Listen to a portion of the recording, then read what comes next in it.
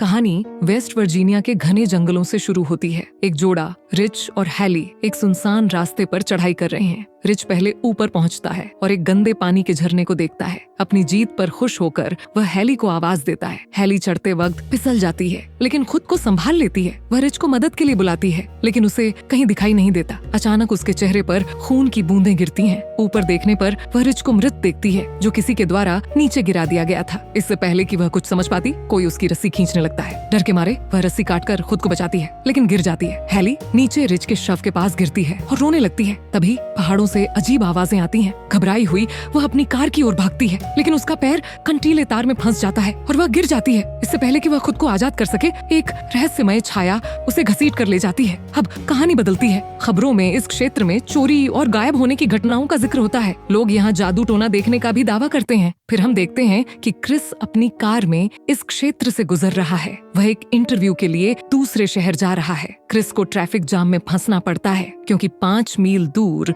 एक chemical truck पलट गया था। समय की कमी के कारण वह दूसरी सड़क लेने का फैसला करता है। फोन सिग्नल की तलाश में वह एक गैस स्टेशन पर पहुंचता है। वहां जाते समय वह रास्ते में कई बिना मालिक की कारें देखता है। गैस स्टेशन पर क्रिस एक अजीब और बीमार दिखने वाले मालिक से मिलता है। वह फोन करने की कोशिश करता है, लेकिन फोन काम नहीं करता। दीवार पर लगे नक्शे को देखकर वह मालिक से शहर तक जाने वाले दूसरे रास्ते के बारे में पूछता है। मालिक उसे जंगल से होकर जाने वाले एक रास्ते की ओर इशारा करता है। क्रिस उस रास्ते पर गाड़ी चलाना शुरू करता है। जंगल के बीच उसे शॉर्टकट का बोर्ड दिखाई देता है। वह इसे मानकर उस रास्ते पर आगे बढ़ता है, लेकिन रास्ते में उसकी कार एक मरे हुए हिरन से टकरा जाती है और एक दूसरी खड़ी कार से भिड़ जाती है। दूसरी कार के मालिक आते हैं और क्रिस से सवाल करते हैं। क्रिस माफी मांगता है और नुकसान की भरपाई करने का वादा करता है। बातचीत के दौरान फ्रांसिन बताती है कि किसी ने सड़क पर कंटीले तार बिछा दिए थे, जिससे उनकी गाड़ी का टायर पंक्चर हो गया। समूह मदद के लिए जाने का फैसला करता है, लेकिन फ्रांसिन और इवान गाड़ियों की देखभाल के लिए रुक जाते हैं। जंगल के रास्ते चलते हुए उन्हें कुछ डरावनी चीजें मिलती हैं, जैसे एक फटा हुआ मंगूस और चलते हुए टायर। ये सब खतरे का संकेत देता है, लेकिन वह आगे बढ़ने का सुझाव देता है। वहीं फ्रांसिन और इवान पास की झाड़ियों में हलचल महसूस करते हैं। इवान यह देखने के लिए झाड़ियों की ओर जाता है, लेकिन फ्रांसिन उसे ढूंढते हुए परेशान हो जाती है। वह उसे खोजने के लिए पीछे जाती है और रास्ते में इवान का जूता देखती है। जैसे ही वह पास जाती है, उसे इवान का कटा हुआ कान दिखता है। इसे देखकर वह रोने लगती है। तभी एक व्यक्ति अचानक उस पर हमला कर उसे मार डालता है। अब हम बाकी लोगों को सड़क के अंत में देखते हैं। सभी 4 लोग मदद की तलाश में निकलते हैं। चलते हुए उन्हें एक घर दिखाई देता है और वे वहाँ सहायता मांगने के लिए जाते हैं। क्रिस घर के बाहर खड़ी कई गाड़ियों को देखकर बेचैन हो जाता है। वह दरवाजा खटखटाता है, लेकिन कोई जवाब नहीं मिलता। वे सभी घर के अंदर जाते हैं। घर के हालात देखकर लगता है कि इसे लंबे समय से साफ नहीं किया गया है। अंदर एक डाइनिंग टेबल, कांच के टुकड़े और कार की चाबियां पड़ी होती हैं। फ्रिज खोलते ही क्रिस हैरान रह जाता है। वहाँ उसे अलग अलग शरीर के अंग दिखाई देते हैं।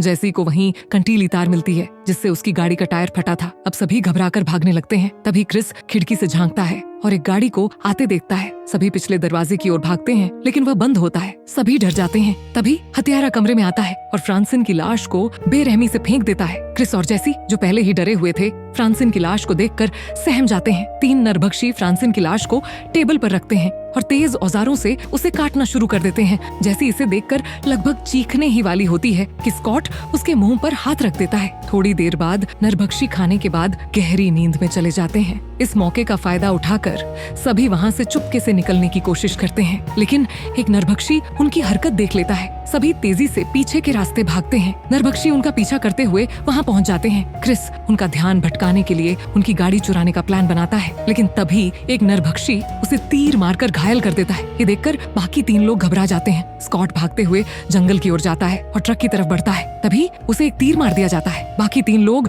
अपनी जान बचाते हुए वहाँ से भाग जाते हैं। जंगल में उनका ट्रक कीचड़ में फंस जाता है और वे ट्रक को वहीं छोड़ने पर मजबूर हो जाते हैं। तीनों जंगल के रास्ते सड़क तक पहुँचने की कोशिश करते हैं। दिन से शाम हो जाती है। नरभक्षी भी उनका शिकार करने के लिए निकल पड़ते हैं। थकावट के कारण तीनों एक जगह आराम करते हैं। तभी कार्ली उन्हें ऊपर देखने को कहती है। वे देखते हैं कि उनके सामने एक वॉच टावर है। ये देखकर उन्हें राहत मिलती है। तीनों टावर पर चढ़ते हैं, लेकिन वहाँ कोई नहीं होता। जैसी को एक फर्स्ट एड बॉक्स मिलता है जिससे वह क्रिस के घावों पर पट्टी करती है। कार्ली को एक पुराना रेडियो मिलता है। वह मदद के लिए संदेश भेजती है लेकिन कोई जवाब नहीं मिलता। तभी क्रिस को नीचे से आवाजें सुनाई देती हैं। वह देखता है कि 3 नरभक्षी टावर के पास से गुजर रहे हैं। नरभक्षी भी टावर पर चढ़ने लगते हैं। क्रिस टावर की एंट्री गेट को बंद करने के लिए सभी चीजें लगा देता है। थोड़ी देर बाद नरभक्षी वहाँ से चले जाते हैं। कार्ली रेडियो पर अपना संदेश फिर से भेजती है लेकिन नरभक्षी रेडियो की वायर काट देते हैं और टावर में आग लगा देते हैं। जलते हुए टावर से बचने के लिए तीनों खिड़की तोड़कर